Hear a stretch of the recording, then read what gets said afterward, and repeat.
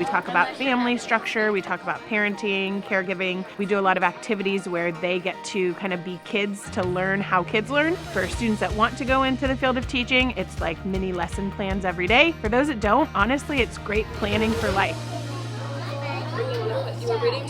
I want to be a pediatrician, so working with kids now and learning all about like children, the adolescents, and all that like growing stages kind of helps me right now. They go into the elementary schools to intern into classrooms where they can teach small groups of students, help lead lessons, and really experience hands-on what it's like being a teacher. They're actually also getting college units that could potentially count towards their major in education, or it could count towards elective credits.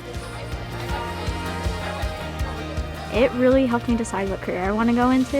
Last year I struggled with not knowing what I wanted to be in the future, where now I am going to college for education. It really feels like this is why you teach, to see that in action.